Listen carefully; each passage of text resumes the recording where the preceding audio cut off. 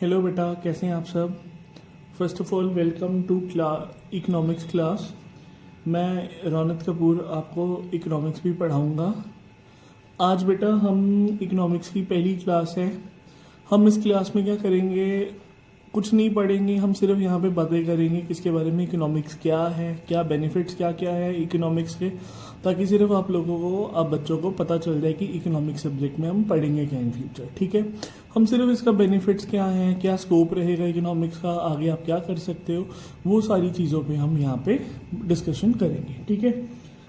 अब बेटा यहाँ पे देखो, ये जो वर्ड है इकोनॉमिक्स, ये कहाँ से आया है, इकोनॉमी से।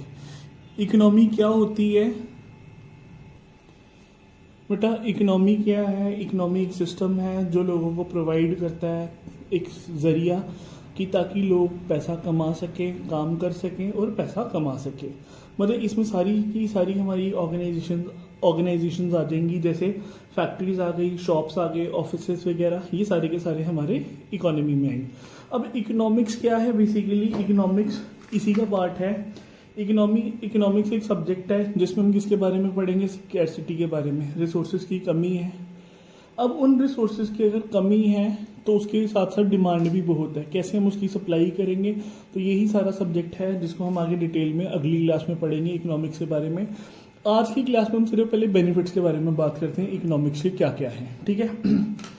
देखना बेटा, अब पहला बेनिफिट यहाँ पे आ गया। देखो बेटा, अब पहला बेनिफिट क्या है, सबसे पहला पॉइंट आ गया, helps in developing with the various issues regarding the business, laws, politics, history and accounting. मतलब क्या हो गया, अगर आपने इकोनॉमिक्स पढ़ी होगी, जितने भी आपको इसका बेनिफिट बिजनेस में भी मिलेगा, लॉ में भी मिलेगा, पॉलिटिक्स में भी मिलेगा, हिस्टोरिकल बैकग्राउंड के बारे में भी पता चलेगा, और लास्ट इसका बेनिफिट आपको अकाउंटिंग में भी मिलेगा। ठीक है। दूसरा पॉइंट अगर हम बात करते हैं यहाँ पे, helps in understanding not only the human behaviour but also cultivates in students the problem solving, analytical, communication and persuasion skills. मतलब यहाँ पे इस पॉइंट का क्या हो गया, यहाँ पे सेकंड बेनिफिट आपका क्या है कि सिर्फ आपको ह्यूमन के बिहेवियर का नहीं पता चल रहा, बट इसमें क्या है कि आप सब स्टूडेंट्स में क्या आएगी, कुछ कैपेबिलिटीज आ जाएंगी।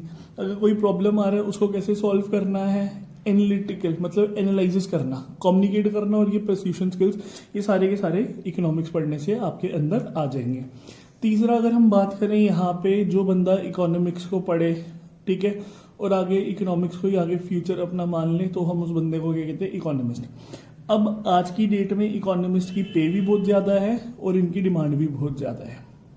ठीक है। अब चौथे पॉइंट में अगर हम बात करें, जैसे हमने पे और डिमांड की बात की, अब आगे हमने क्या करना है, अब इकोनॉमिस्ट के बारे में पढ़ लेते हैं। इकोनॉमिस्ट वो बंदा जो इकोनॉमिक्स को पढ़ता है। ठीक है। अब इकोनॉमिस्ट क्या करता है, एनालाइज करता है इशू, मतलब कोई भी, जैसे अगर एजुकेशन से रिलेटेड है उस इशू पे वो पूरा देखेगा, हेल्थ का डेवलपमेंट कैसे करनी है, एनवायरनमेंट के बारे में, बाकी कुछ और इश्यूज आगे, क्या कॉस्ट ऑफ प्रोडक्शन है, कैसे उसको कम करना है।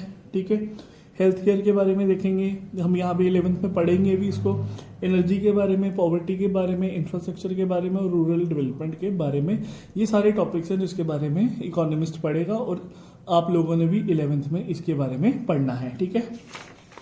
अब उसके बाद अगर हम बात करें सिलेबस की, ठीक है, सब्जेक्ट्स मतलब जो इकोनॉमिक्स है, अगर आप 11th का स्टेट बोर्ड का सिलेबस देखोगे तो उसमें क्या है, आपके 11th में स्टैटिस्टिक्स है और इंडियन इकोनॉमी है। और यही अगर आप 12th का सिलेबस देखोगे, आपने उसमें क्या क्या पढ़ना है, एक माइक्रो इकोनॉमिक्स पढ़ना है, दूसरा कौन सा पढ़ना है, मैक्रो इकोनॉमिक्स। ठीक है। अब बेटा अगर हम बात करें, अब देखो 11th-12th के बाद आपने क्या करना है, ग्रेजुएशन के बाद आपकी मास्टर डिग्री रहेगी। अब ग्रेजुएशन में आप बीए कर लो, बीकॉम कर लो, कुछ भी कर लो। ठीक है।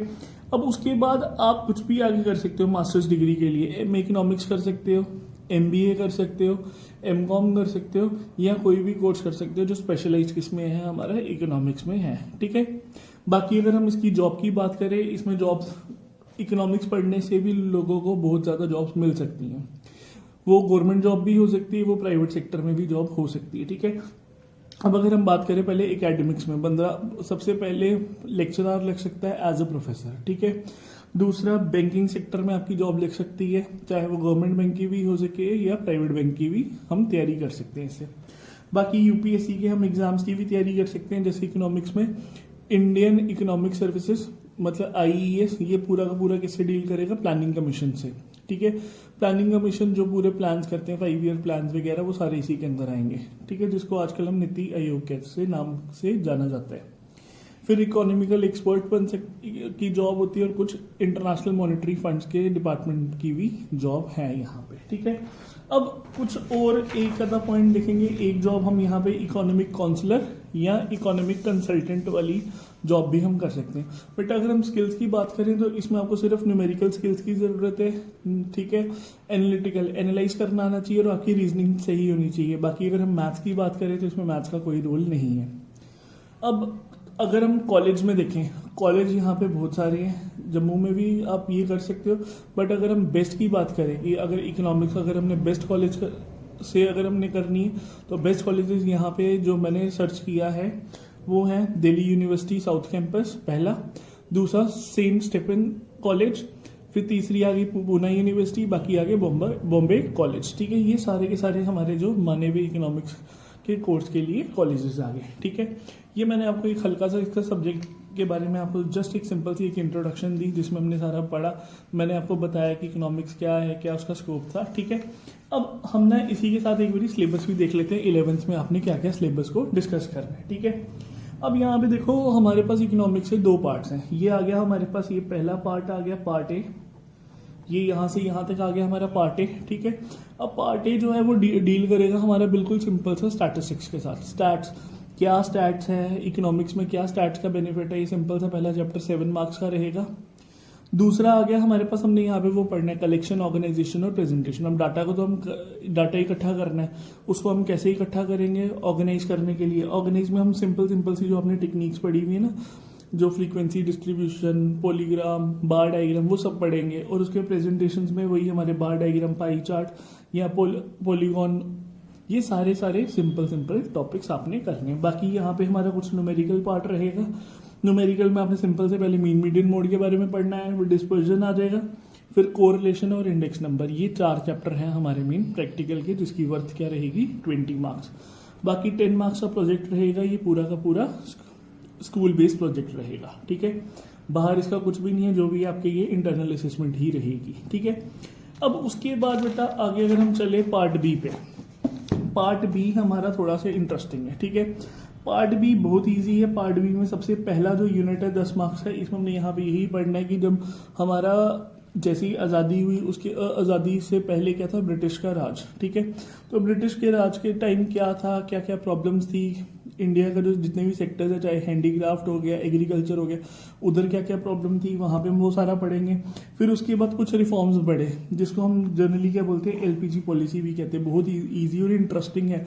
आगे कल को अगर आप कुछ भी करो, कोई कोर्स करो, कॉम्पिटिटिव करो या कुछ भी करो, ये चीज़ें बहुत हेल्पफुल रहेंगी, ठीक है।